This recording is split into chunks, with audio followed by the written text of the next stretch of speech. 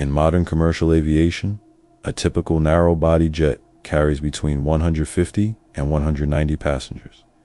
Yet evacuation certification requires that every one of them be able to exit within 90 seconds using only half of the available exits. That single number explains why, when you step onto a flight and the flight attendant hands you what feels like a strange list of rules, you are holding the living product of decades of accidents, investigations, engineering, compromises, and doctrine of survival at 35,000 feet. The birth of those rules began long before jet engines. In the 1920s and 1930s, passenger aviation was experimental and loosely regulated. Cabins were small, safety briefings were minimal, accidents were frequent by modern standards. A lesser-known fact is that early commercial aircraft often had wicker seats, not because of comfort alone, but because of weight constraints. A design compromise between structural limits of airframes and need to carry paying passengers. The real problem that forced creation of formalized onboard rules was growth of scale. By the 1950s, introduction of jet aircraft such as the Boeing 707 increased passenger capacity dramatically and shortened travel time across oceans. More people per flight meant more complex evacuation scenarios. Smoke in a cabin could incapacitate dozens within minutes. A lesser-known fact is that early jet-era accident investigations revealed that many passengers attempted to retrieve luggage during evacuation, a behavioral pattern that influenced later wording of safety briefings. The parents of the doctrine were manufacturers, airlines, regulators, and investigators. In the United States, the Federal Aviation Administration began codifying cabin safety standards.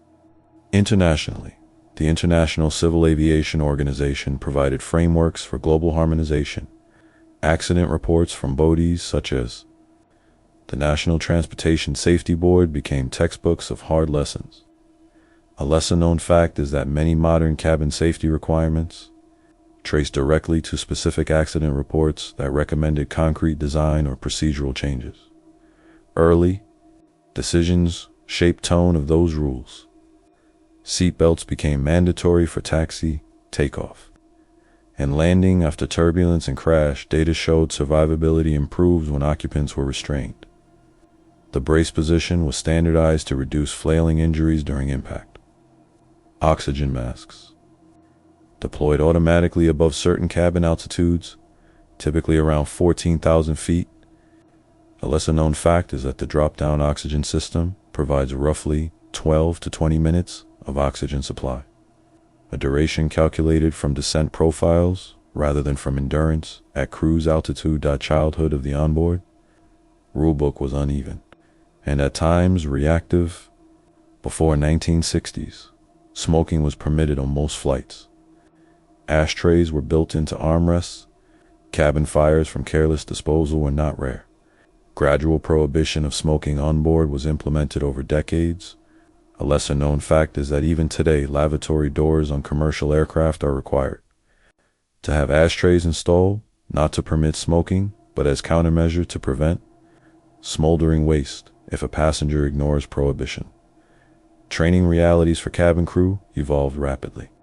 Flight attendants were once hired primarily for hospitality. Over time, safety became primary role. Training programs expanded to include firefighting, first aid, crowd control, and evacuation drills.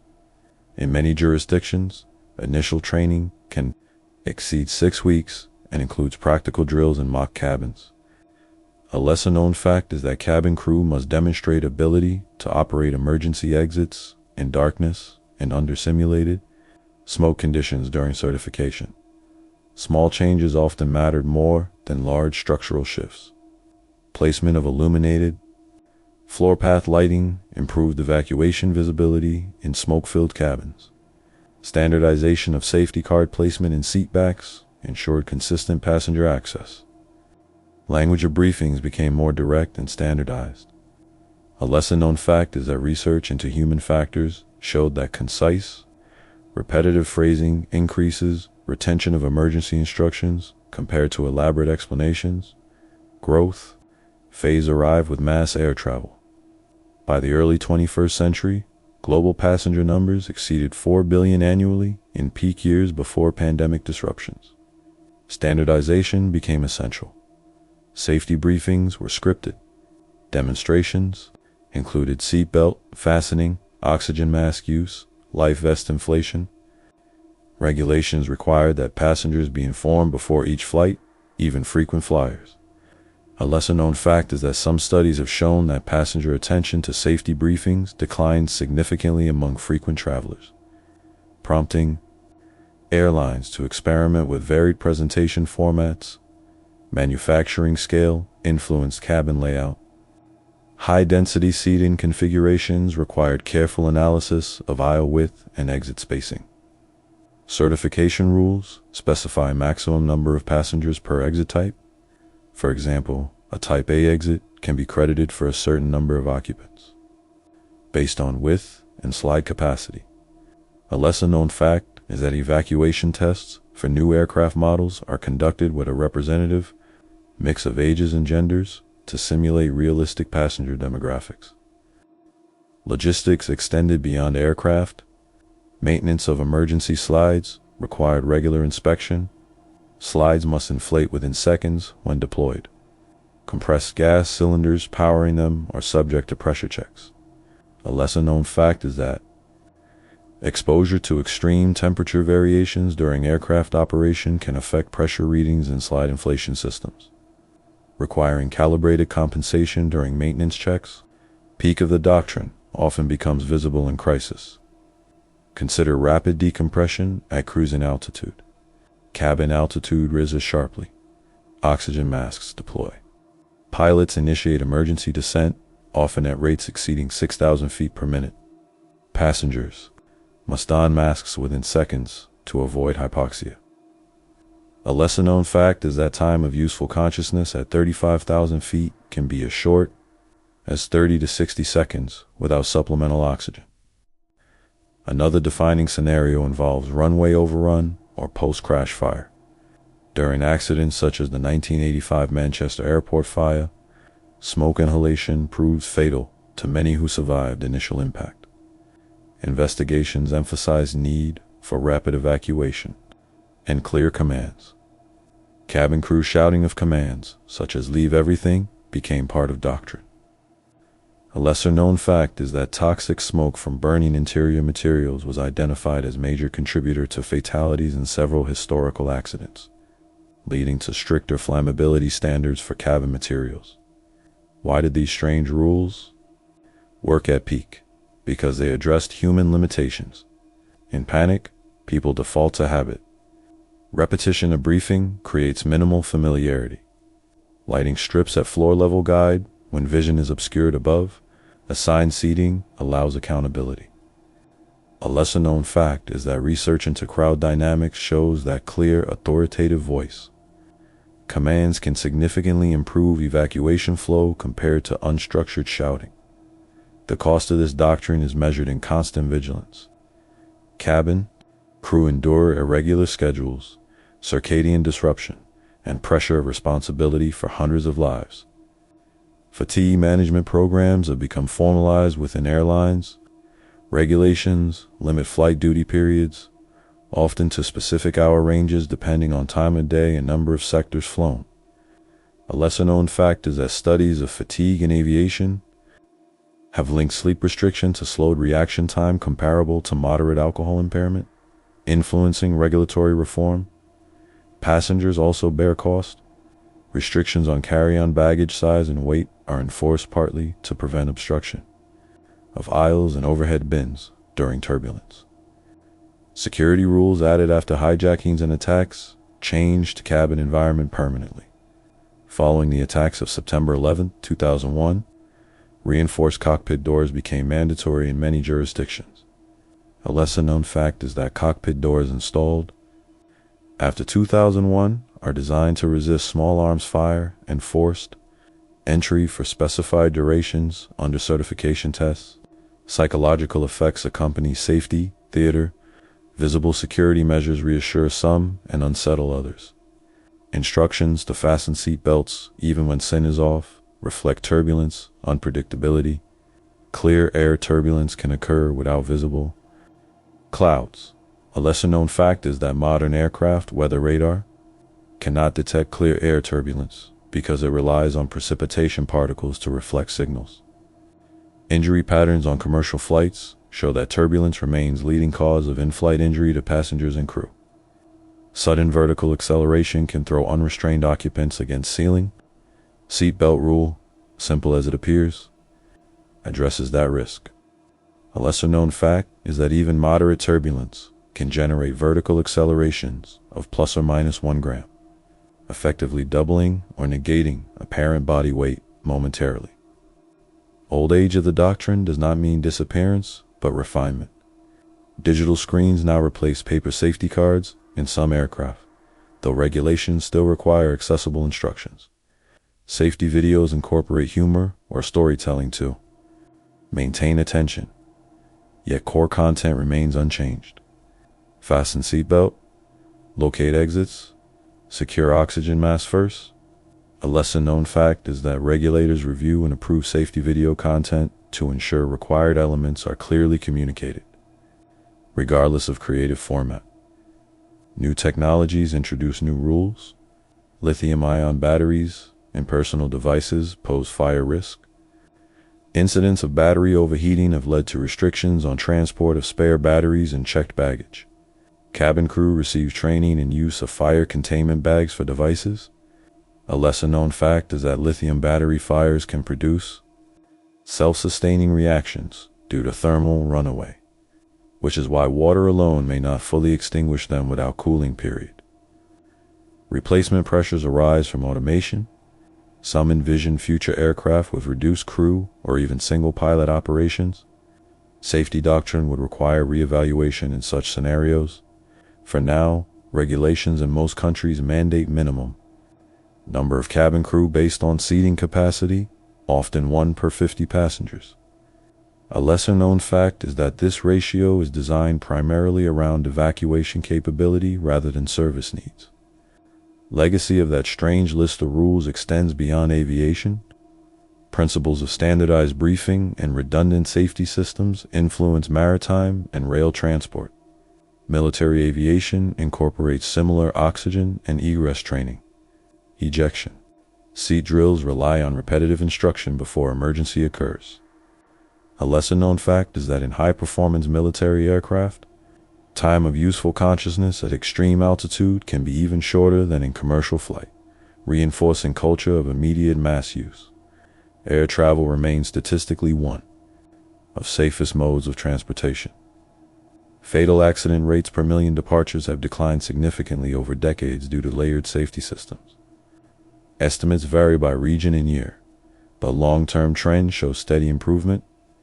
A lesser-known fact is that accident investigation bodies share findings internationally to prevent recurrence, reflecting collaborative nature of aviation safety culture.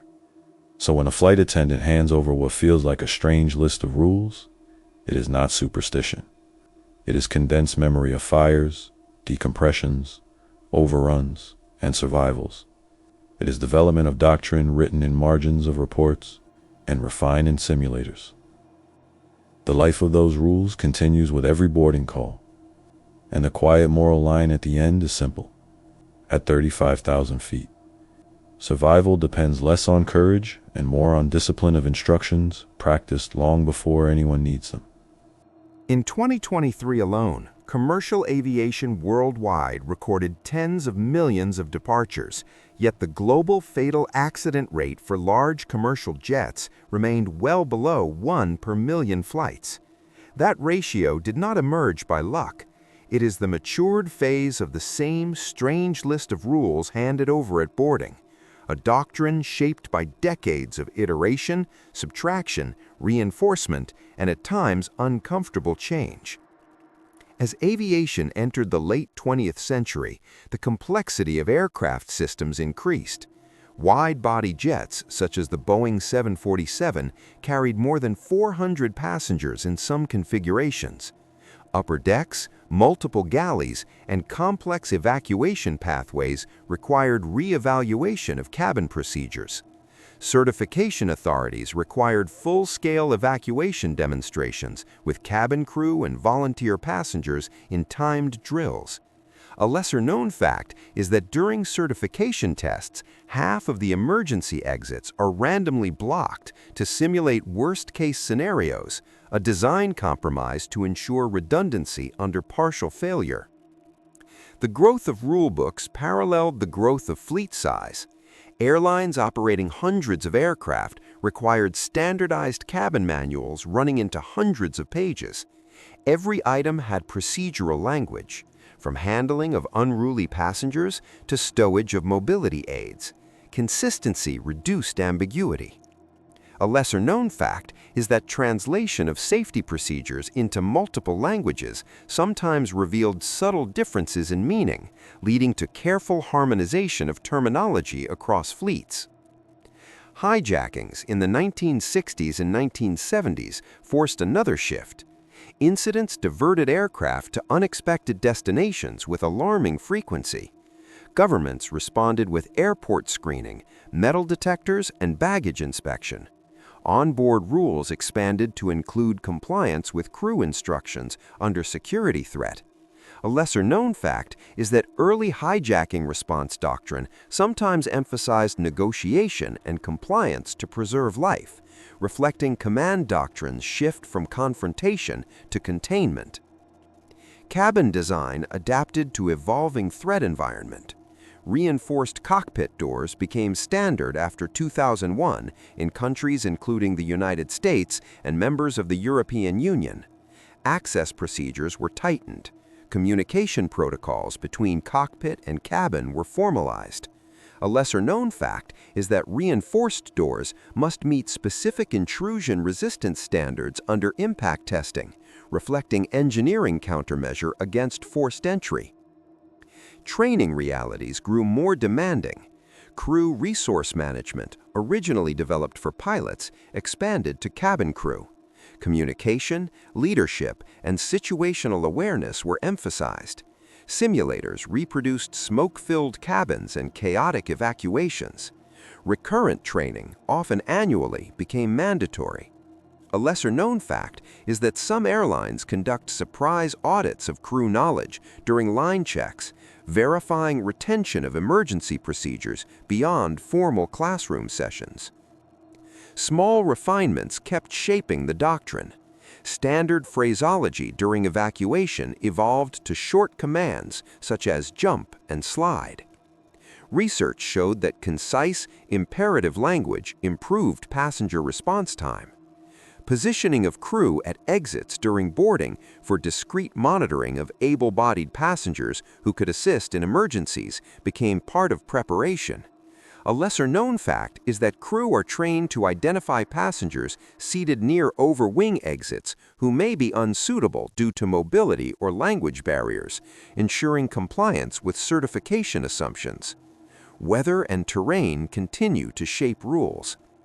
Flights crossing oceans adhere to ETOPS regulations, extended-range twin-engine operational performance standards. These specify maximum diversion times to alternate airports, often measured in minutes, such as 120 or 180, depending on certification. Emergency equipment qualities reflect these extended operations. A lesser-known fact is that cold temperature at high altitude can affect battery performance of emergency locator transmitters, influencing maintenance checks before long-range flights. The peak visibility of onboard rules often appears in rare but dramatic emergencies. Consider ditching on water.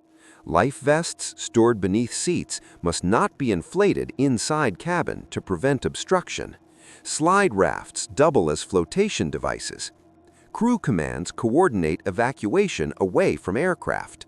A lesser-known fact is that certification for ditching requires aircraft to demonstrate buoyancy characteristics and accessibility of life rafts within specified timeframes. Medical events on board also test the doctrine. With aging global population, incidence of in-flight medical emergencies has increased. Automated external defibrillators are now carried on many commercial flights. Cabin crew receive training in cardiopulmonary resuscitation. Estimates vary, but some studies suggest rate of medical emergencies at roughly 1 per several hundred flights. A lesser-known fact is that aircraft cabins are pressurized to equivalent of about 6,000 to 8,000 feet altitude, which can slightly reduce oxygen saturation in passengers with underlying respiratory conditions. Why does the strange list endure at peak? Because it anticipates not one threat, but many: fire, decompression, turbulence, security, medical crisis. The list appears repetitive, but repetition builds muscle memory. Even frequent flyers who ignore it benefit indirectly from compliance of others. A lesser-known fact is that human factors research in aviation has shown that clear delineation of authority reduces hesitation during emergencies, preventing conflicting actions among crew. The cost remains continuous vigilance. Airlines invest heavily in safety management systems, collecting data on minor incidents to prevent major ones. Voluntary reporting programs encourage crew to disclose near misses without punitive response. Culture of reporting is cornerstone. A lesser-known fact is that non-punitive reporting systems have been credited with identifying latent hazards that might otherwise have remained hidden until an accident occurred. Fatigue continues as adversary. Ultra-long-haul flights exceeding 15 hours require augmented crews and controlled rest protocols. Cabin crew may rotate through rest bunks. Duty time limits are calculated with attention to circadian rhythms and time zone crossings. A lesser-known fact is that crossing multiple time zones can disrupt sleep patterns for days, and fatigue risk management programs incorporate biomathematical models to predict alertness levels. Passenger behavior adds complexity. Increased carry-on baggage loads strain overhead bin capacity. During evacuations, attempts to retrieve luggage have been documented, even in modern incidents. Crew are trained to block such attempts physically if necessary. A lesser-known fact is that evacuation studies using video analysis have shown that even small delays caused by baggage retrieval can significantly reduce survival margins in post-crash fire scenarios. Old age of some rules appears when technology replaces ritual. Printed boarding passes give way to digital screens, yet requirement to listen to safety briefing remains. Some airlines now provide interactive safety demonstrations via personal screens. Regulators insist that essential content not be skipped before takeoff. A lesser-known fact is that compliance monitoring during taxi has revealed higher seatbelt fastening rates when crew perform physical walkthrough checks compared to reliance on announcement alone. Emerging threats drive adaptation. Unruly passenger incidents have risen in certain periods, prompting zero-tolerance policies and coordination with law enforcement. Cabin crew receive de-escalation training. Physical restraint kits are carried on many aircraft. A lesser-known fact is that use of plastic restraint devices, sometimes called flex cuffs, is governed by strict procedural guidance to avoid injury and legal complications. Environmental concerns also shape doctrine. Reduction of single-use plastics affects distribution of life vests and service items. Yet safety equipment cannot be compromised for sustainability alone. Balancing weight reduction and safety margin remains constant tension. A lesser-known fact is that each additional kilogram of weight on a commercial flight increases fuel burn incrementally over thousands of kilometers, influencing design compromise decisions across cabin layout. The legacy of this doctrine reaches into unmanned systems and future aviation. Even as autonomous technology advances, emergency procedure philosophy remains rooted in layered redundancy and human override. Military transport aircraft adopt similar passenger briefing standards for troop movements.